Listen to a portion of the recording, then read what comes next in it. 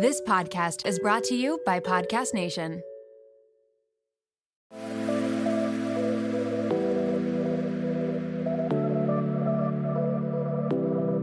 Welcome to Nirvana Sisters podcast, where we take the intimidation out of well-being and beauty to help you achieve your highest state, your nirvana.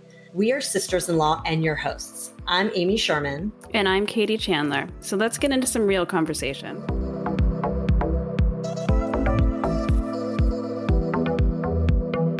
Welcome back to the show, Nirvana Sisters family. It is Amy and Katie, and today we are sitting down with Dr. Angela Holliday Bell. Dr. Holliday Bell is a board-certified physician, certified sleep specialist, speaker, and founder of The Solution is Sleep, LLC. As someone who formerly suffered from insomnia herself, she understands the transformative power of good quality sleep and how obtaining this regularly can lead to a happier, healthier, and more productive life. She's been featured on local and international television shows and networks such as The Dr. Phil Show, ABC News, and WGN Television, spreading her message about the power of good sleep.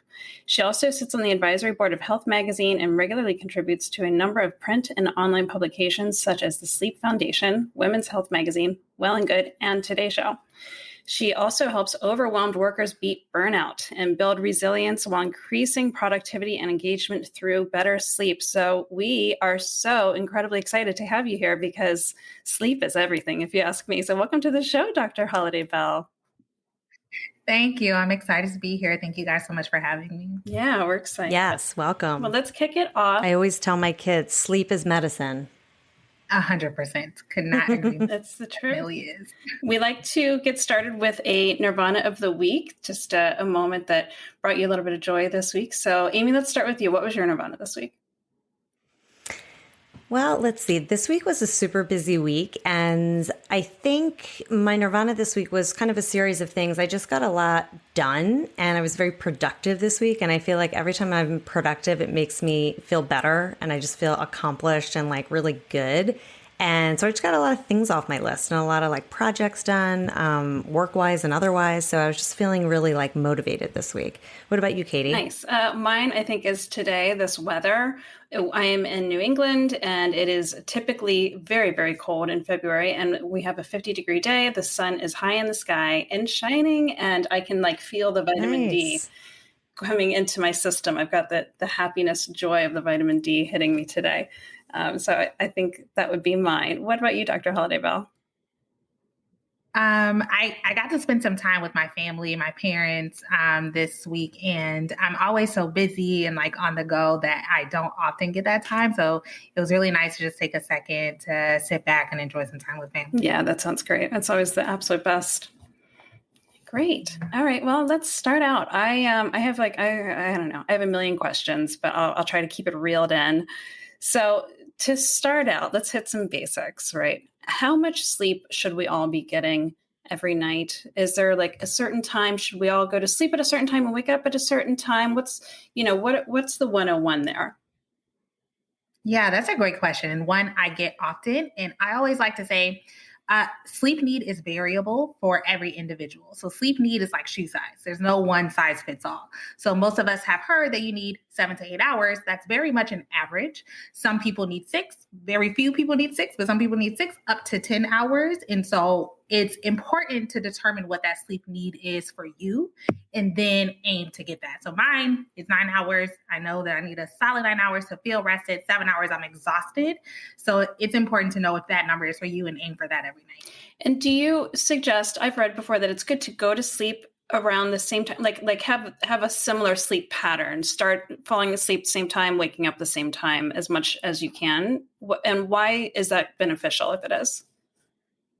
Yes, it's 100% beneficial. And that's because your circadian rhythm, which is the roughly 24-hour cycle that dictates many functions of your day-to-day life, but sleep is a big one, thrives on regularity and schedule. So the more that you keep your schedule consistent and honestly, waking at the same time is even more important than going to sleep at the same time. The more you keep that consistent, the more you entrain your circadian rhythm or teach your circadian rhythm to start giving you alerting signals at the time that you want it to be. So at the same time each morning, and then giving you signals to fall asleep at the same time each night. So it really makes it easier to fall asleep and wake up when you are keeping your schedule consistent. Is that like same time, 6 a.m. on the dot, or do I have a window, let's say an hour or two, wiggle room? Yeah. It's best to keep it literally as consistent as possible. So we, in the sleep world will say just set an alarm Monday through Sunday and have it be that same time. But, to be fair and to be honest, there is a little bit of wiggle room. 30 minutes is probably the longest I will push it, sometimes up to an hour, just depending on how it interferes with their sleep. Everyone is a little bit different with how much that may throw off their schedule. But keeping it as consistent as possible, even like down to the minute, will be the best course of action.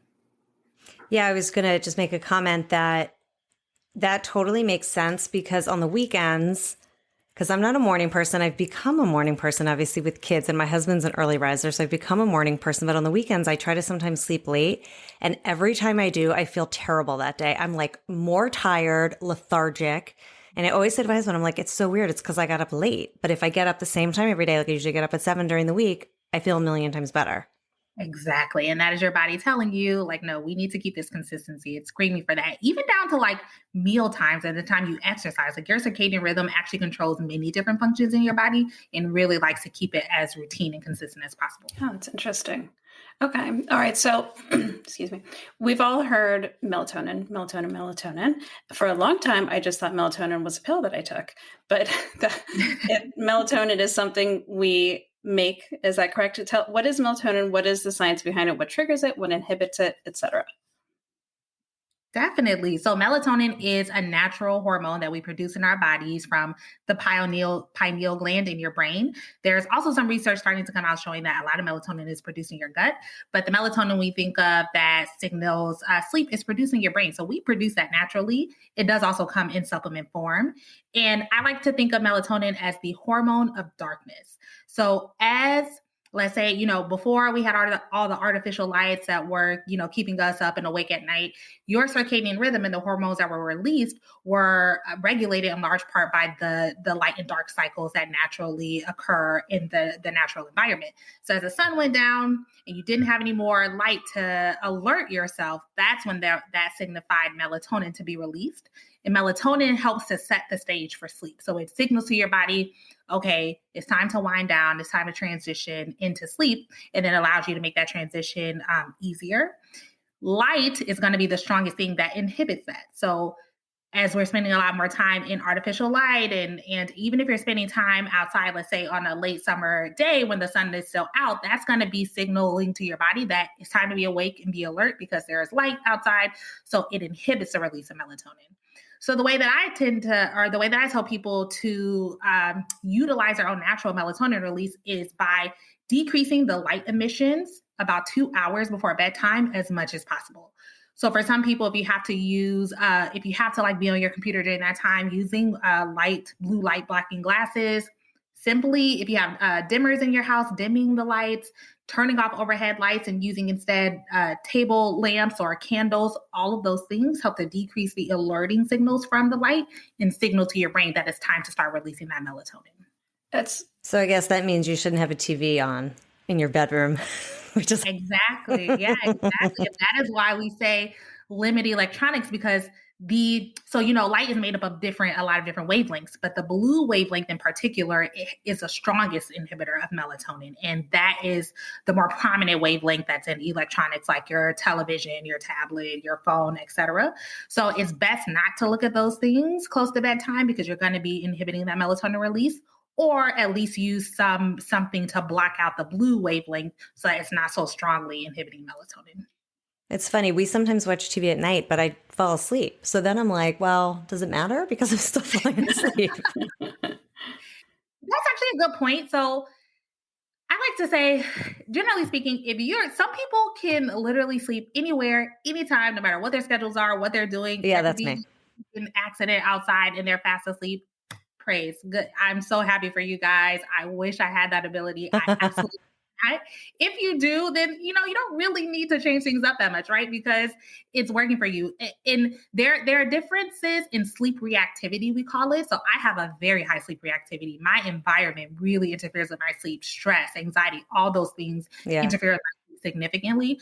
My husband has a very low sleep reactivity. We could literally be getting robbed and he'll be, passed out. And I'm like, how are you sleeping through this? So every person is different, but I would say for many people, and especially now that a lot of these things like electronics are more pervasive in our society, they are starting to see those effects. And so if you're one of those people that have problems sleeping, then try to limit those things close to bedtime. Yeah, my husband is like you in that he is literally the worst sleeper. And so this episode is going to be very helpful for him to listen to as well, because he just really is rough. And so is his mom. So it's runs in the family, I guess.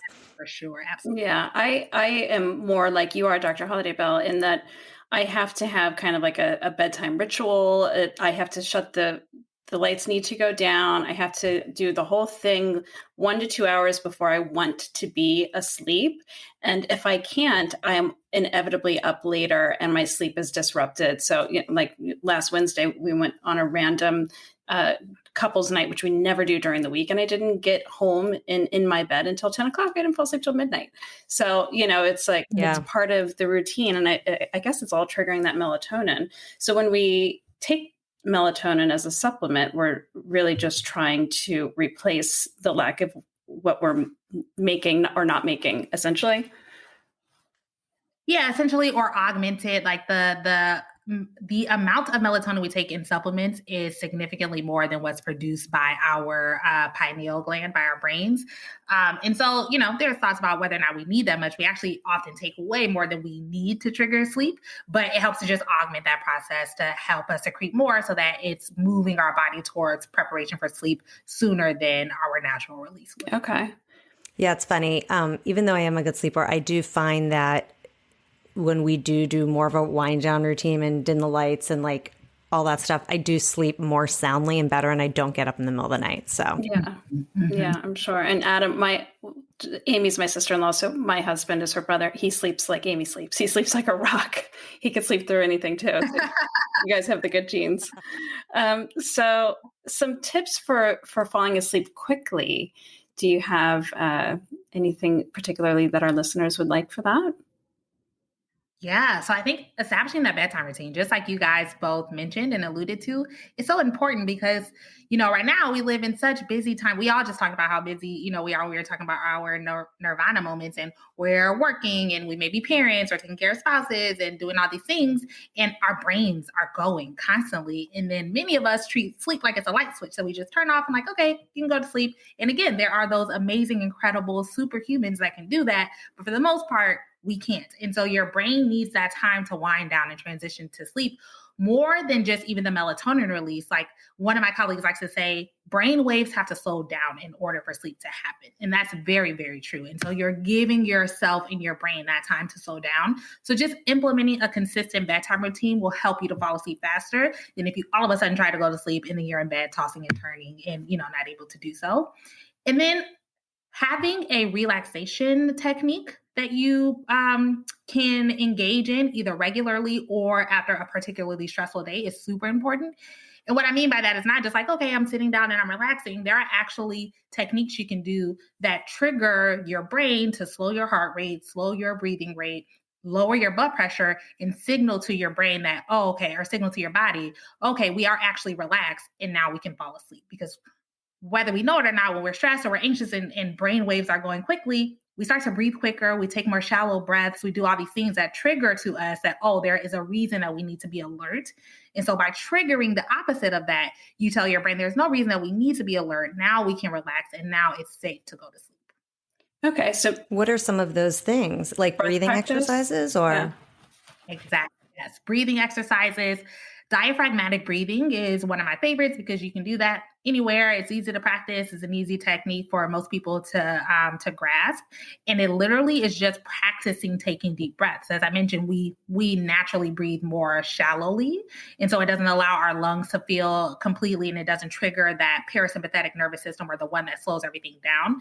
So it's literally focusing and anchoring our breath so that we're breathing more deeply to trigger our bodies and our brains to say, we must be relaxed because we're able to take these deep breaths. And that triggers a relaxation response.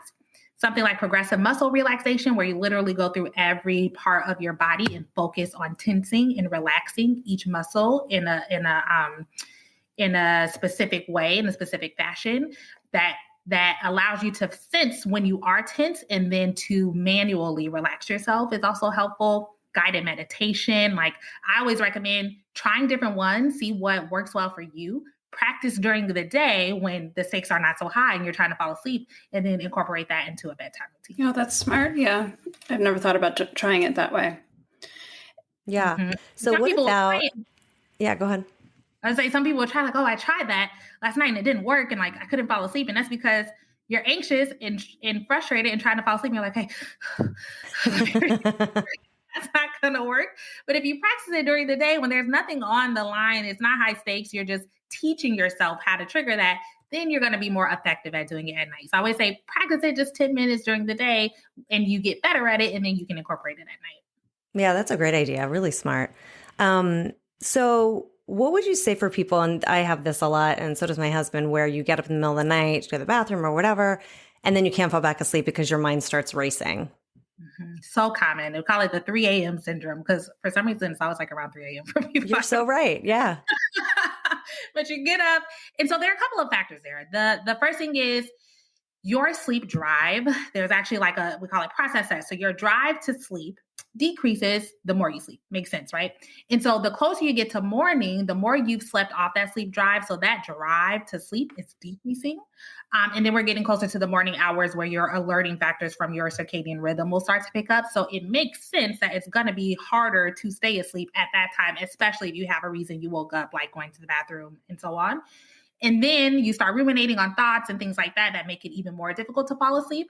So I first like to start by telling people that waking up in the middle of the night is not a problem. That in and of itself is normal. You're human. You're going to wake up in the middle of the night. We actually wake up several times as we transition through sleep cycles, because some people start to focus too much on that part. Oh, I'm waking up. That's fine. The problem is not being able to fall back asleep.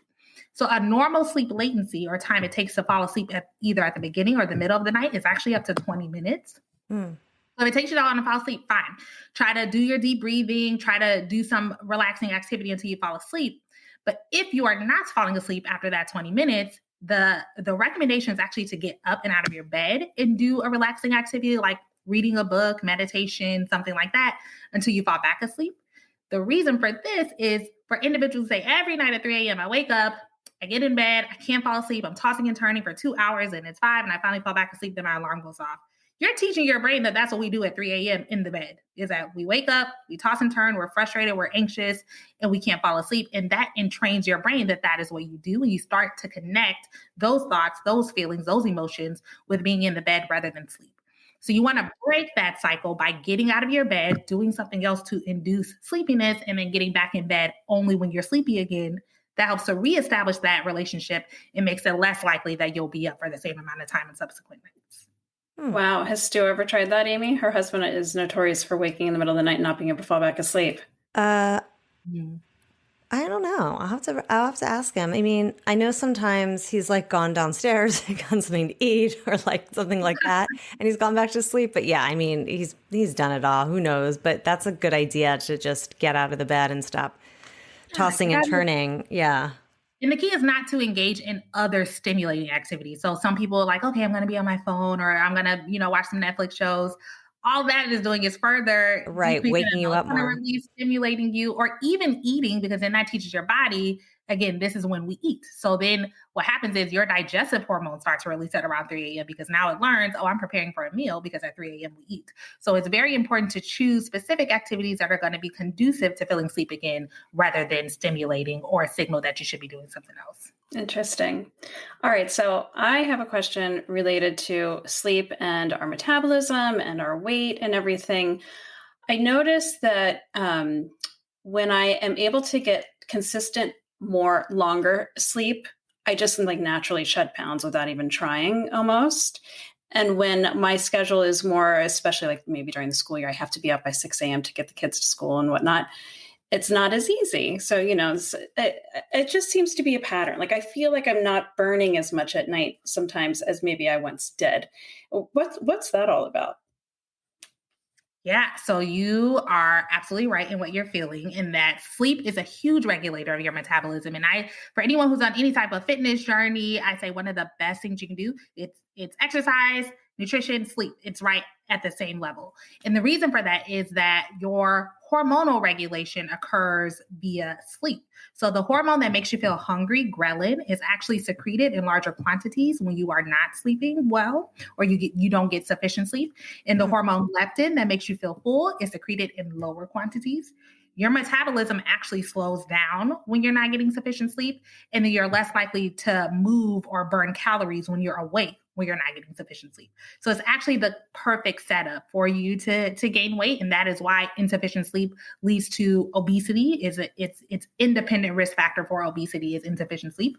So it's super important from that standpoint to make sure, whether you're on a fitness journey or not, that you're getting adequate sleep, because your body actually almost like works to gain weight when you're not getting enough sleep. Yeah, it's wild that it regulates all of that. I've definitely, I do notice that when I don't get a good night's sleep, I'm like, I want to like nosh all day long. I'm hungrier. Totally. And I always thought, I'm reaching for this for the energy that my body is missing. But meanwhile, it's a hormonal thing. That's really interesting. Exactly. Yeah. And you're just more likely to make poor food choices. So when you're sleep deprived, you're less likely to grab that salad. You're more likely to grab that donut, because it's about, the immediate satisfaction of that. Your rational mind and your frontal lobe are less active when you're not getting enough sleep. So you're less likely to think through the benefits of the salad versus the donut. You just want the donut. And so all those things lead to poor weight gain and then poor metabolism. And does the quality of sleep matter? Like I know REM sleep, right? So let's touch on that really quickly. What is REM sleep, and why is it so important? How do we achieve it? Yeah, it's so funny. There's been a lot of focus on REM sleep lately, and REM sleep is important, but so are all the other stages. So I like to say, so there are 4 main stages of sleep. You have N1 sleep, which you're super light, like as you're kind of drifting off, you may not even know you're asleep in that stage. N2 sleep is a little bit deeper, but not the deep sleep.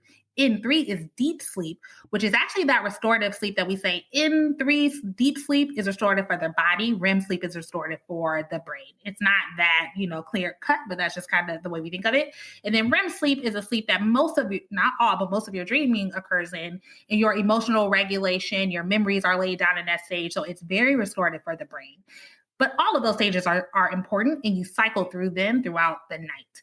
So I've had people ask, like, well, how do I get more REM sleep? And the answer is to get more sleep. Like you just need to get more sleep, and your body will give you the amount of those stages that you need.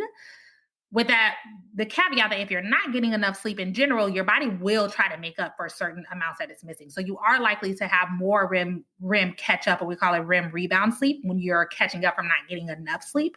But if you're sleeping well, you spend about 20% of your time in the deep sleep, 25% of your time in REM, the other amount in the lighter stages.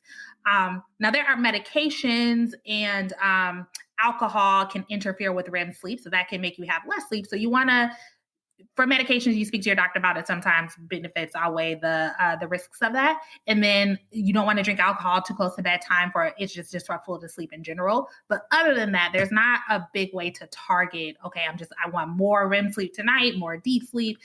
Just get more sleep, and then your body will regulate how much of each of those stages you get. Okay. Yeah, exactly. It's not like when you're working out at the gym and you're like, today I want to focus on my arms. It's like your body's just going to do it for you as long as you're sleeping.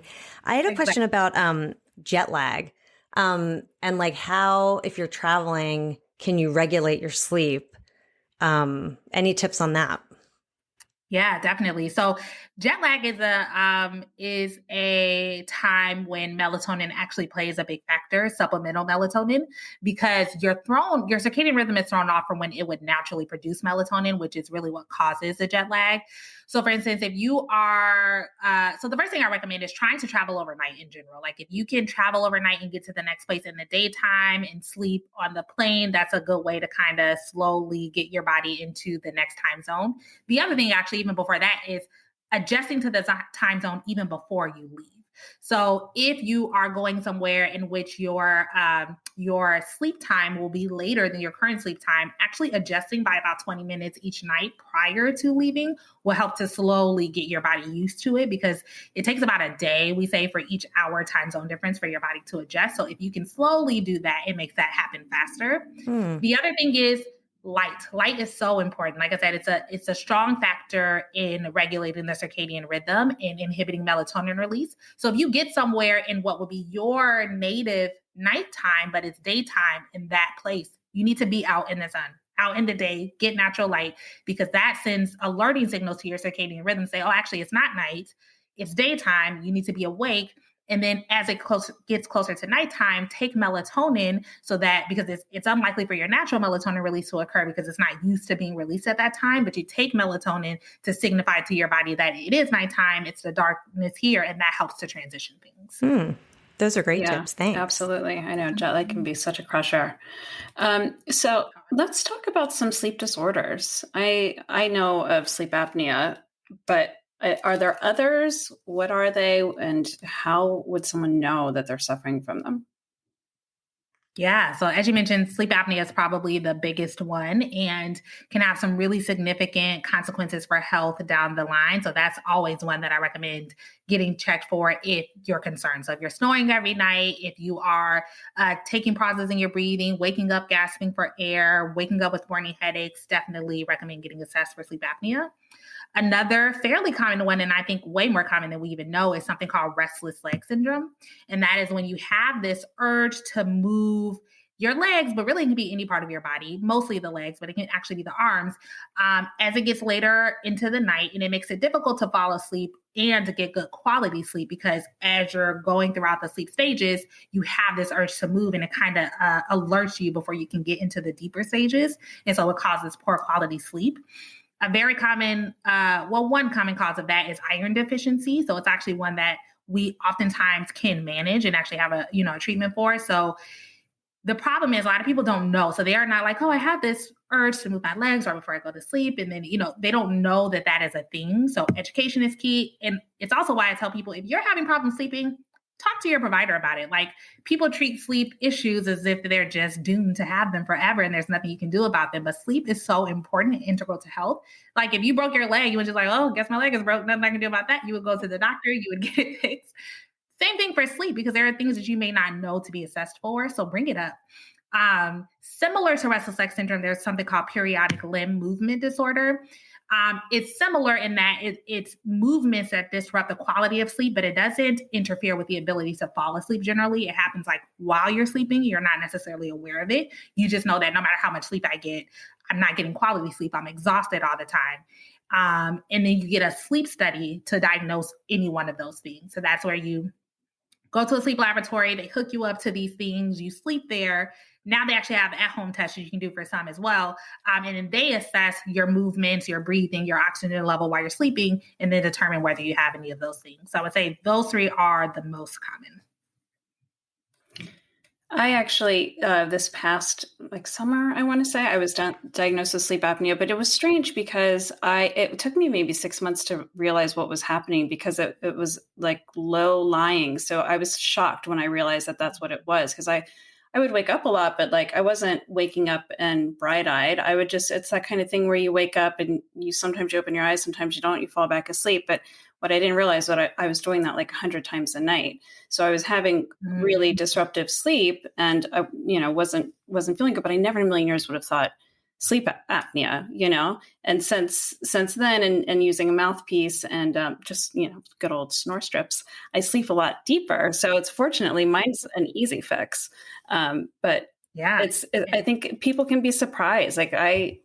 When you think of sleep apnea, you think of someone that is typically pretty overweight, right? That's usually the standard that causes sleep apnea, but you can also have obstructive airway, which is what I have. And so I don't know. I think essentially why I'm saying this is if you feel draggy all day long, if you feel starving all the time, if you are gaining weight and you can't lose the weight or whatever it may be, maybe look into your sleep, right? 100. You hit the nail on the head. And sleep apnea is often less diagnosed than women because of the reasons that you said. It tends to be milder. It's not your typical overweight, middle-aged male, which is what we think of with sleep apnea. You may not even be snoring, right? Like you said, you're just kind of waking up multiple times, not really, aware of it. And it's often misdiagnosed as anxiety or depression because insufficient sleep for a long period of time independently increases your risk of having those things. But instead of getting at the underlying disorder, it's like, oh, you just have anxiety. Oh, you're just depressed. You're just these things. And we don't think to look into things that are interfering with sleep. So you're absolutely right. It can be so mild and it can be something that you're not aware of, which is why it's important to talk about it. As I'm a physician, and a sleep specialist, but separately in my role as a physician, every visit I'm asking, how are you sleeping? Because it's important. And a lot of people don't think to even bring that up for themselves. Yeah, I'm sure Yeah, such a good point. So talking about getting that good atmosphere for sleeping, I always hear, and you never know what's true or what's not, but is there a good temperature to sleep in? I heard the colder, the better, but I want to get your official answer on that one. Yeah, when it comes to setting up your sleep environment, I like to say keep it cold, dark, and quiet. And the reason for the cold statement is that your body temperature has to decrease by 1 to 3 degrees in order to facilitate the transition to sleep. It's actually one of the things that also triggers your peak melatonin release is when your body temperature decreases. And so in the literature, you'll see temperature recommendations of 62 to 68 degrees. And some people look at me like I'm crazy when I say that. And they're like, what? I keep my house at 80. That sounds so cold. And it kind of goes back to shoe size and that there is no one size fits all, right? So I say, if you're walking around comfortably in your home at 80, before you go to sleep, put it down to 77. It's not an absolute number. It's just, it should be decreased from your baseline when you're walking around in order to facilitate that transition. And then blocking out light, blocking out sounds, because that can interfere with sleep too. Yeah. I like it cold. What about you, Amy? I keep it cold. Well, it's funny. The older I get, the colder I like it. But I hate but I feel like I always get into bed and I'm freezing. And my feet are always cold. So then I put socks on and then I warm up and then I take the socks off in the middle of the night sometimes because I get hot and cold. But I do find it easier to sleep when it's cold because you can get all wrapped up and everything. Yeah. And I was going to ask about that too. Do you have favorite, Katie and I are really into a weighted blanket, but do you have favorite kind of sleep items, sheets, PJs, all that kind of stuff that you would recommend? Yes. Anyone who knows me knows that I do not go anywhere. I don't spend a night in my own bed, in a hotel, anywhere without my blackout mask. It's I have to have it. If I forget to pack it, I'm going crazy. And that's because I like I said, my sleep reactivity is so high. So any light that's coming through my eyelids is not good. Yeah. And I have the plush blackout. I'm not talking about the little mask they give you on the plane, the real deal 3D blackout mask with the plush cups. And the ones that I use actually have built-in speakers. So if I want to, do a sleep meditation before I fall asleep, it's easy to do that. Oh, that's cool. Is number one, I have to have my blackout sleep mask. I also sleep with a fan every single night. So in addition to turning the temperature down, I need a fan on. I'm in Chicago. It's wintertime. I sleep with my fan every single night. I have a little travel fan that I take with me, again, because it's hard to control the temperature in some areas. So I have a travel fan. I sit right there next to me on the nightstand. So I would say those are my two must-haves, cannot sleep without. What do you think of the noise of the fan too is probably relaxing, I would think. Exactly. Yeah. What about sunrise timers? Those are new, and we've reviewed a couple. I know, Amy, you have one that you love, right? Is it the Hatch? Yeah. Yeah. How do you feel about those? I had one from Amazon, and now I have the Hatch, which I've had and I need to set up. But my waking up game has significantly increased using those because it's not so harsh. It's a gentle tap. Yes. I love Hatch. It's a great, like you said, gentle way to wake up. So, historically, that's how we were signaled to wake up, was from sunlight, sending those alerting factors to our circadian rhythm and saying, okay, stop melatonin release. It's time to wake up. So it's such a gentler, more natural way to wake up. So I absolutely love Hatch. Because I sleep with my blackout mask, it doesn't work as much for me. That makes sense. Yeah. So unfortunately, I personally don't utilize that as much, but for individuals who don't like blackout masks or whatever, don't sleep with them, I always recommend a good sunrise clock because it just makes it gentle. You just start your day so much better. It's more natural. I love a good sunrise clock. And I also recommend blackout curtains. I have 2 sets of blackout curtains on my window. So you're not getting that natural light from outside. So it is helpful to kind of recreate that through something like a sunrise alarm clock. Yeah. If it was up to me, I would sleep with the windows open because I love the natural light coming in the room in the morning. But again, like I said, my husband's like you. He's got the mask, the earplugs, the whole thing. And then what about beds? Do you have a certain bed that you like that is game changing for you for sleep? So I've gone through several, I went through several different beds. What I would say in general, what I found is that beds are it's different for different individuals. So I'm a stomach sleeper, but I like a soft bed, which doesn't really make sense in the sleep space, because if you are a stomach sleeper, they typically recommend more firm mattresses because it's better for your back, whatever. For me, when I've tried to do like, okay, yes, I'm going to do this, and because that's what I should do, I just sleep horribly. Like I like a nice soft, like a cloud, like as soft as possible. And so I think it's important to just find out what is most comfortable for you, and investing in that though. Like a good solid mattress is gonna work wonders for your sleep. So it is worth the investment. I will say there's a brand of mattress called Kingsdown that has a line that has separate comfort levels or firmness levels on each side. Oh my God. Like, the husband likes, like my husband prefers a firmer and I prefer as soft as possible. You can actually get the two different preferences built into the same mattress. Oh and my I love gosh. That because that can really make a huge difference. So that's a one brand that I think does that well. But in general, finding what feels good and comfortable to you and making that investment. Would you say that would be the same thing with like pajamas and what you wear to sleep? Because like, it's funny. I like to wear, like pajama pants and a t-shirt, and some people wear like shorts and a tank top, and I would be freezing all night. Is there like, I feel like an 80-year-old woman in my nightgown. Yeah, like I couldn't wear a nightgown. That would make me cold. Exactly. Yeah. I think when it comes to what you sleep in, the fabric is more important than even like the type of clothing. So it's helpful to wear light, breezy, like cotton, moisture wicking fabrics, because if you have some that hold too much heat, again, it causes you to warm up too much. It can interfere with sleep. But for some people, they like to sleep in the nude. Some people, they like, the full shebang pants, long sleeves. I think whatever makes you comfortable and not too hot is going to be the best thing to sleep in. Yeah. Yeah. Makes sense.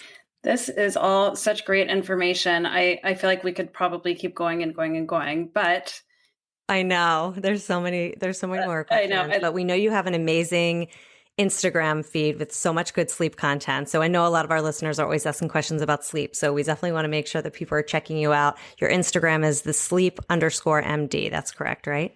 That's correct. Yep. Yeah. Lots of great content on there. And where can our listeners find you if they want to work with you? Because as a sleep specialist. Yeah. So you can find me at my website, www.thesolutionissleep.com. I offer a range of services for a range of sleep issues. If you're someone who just is like, I don't know what I'm doing, I just know I need to get my sleep on track. Or if you're someone who you suffer from chronic long-term insomnia and you've tried all the normal sleep hygiene things and it hasn't worked, I offer cognitive behavioral therapy for insomnia, which is a longer-term process to really dig deep into the root causes of insomnia and go into some therapeutic strategies to improve it. And then on a business corporate level, I work with different corporations to help their employees get better sleep, because we know that sleep improves productivity, efficiency, and the overall bottom line. Companies are, basically lose less money per employee if the employees are sleeping well and they're investing in employee sleep. So I also offer that. So just head on over to my website, check that out.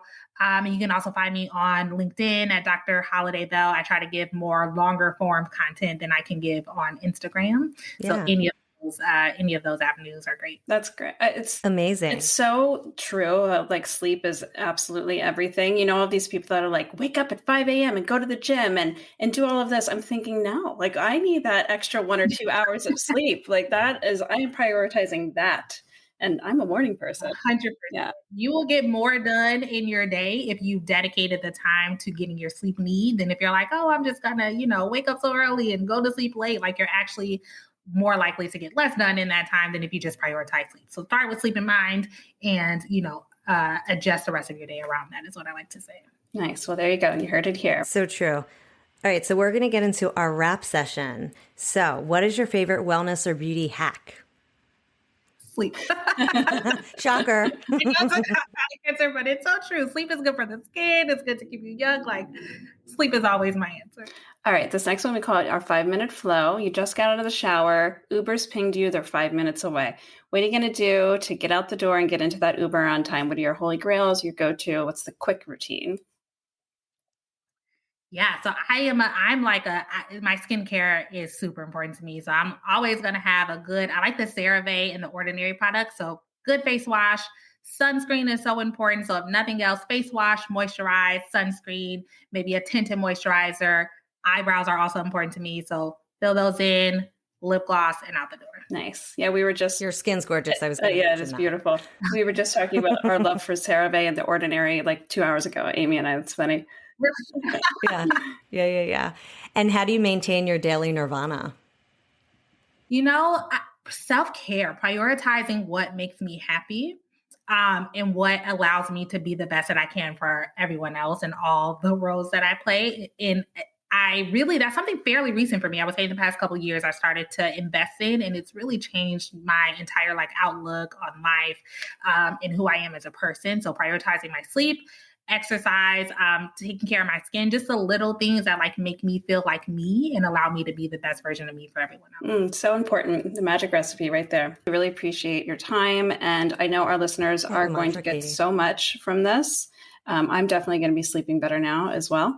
So thank you for being with us. And before we go, we like to close with a little mantra. So Amy, what do you have for us?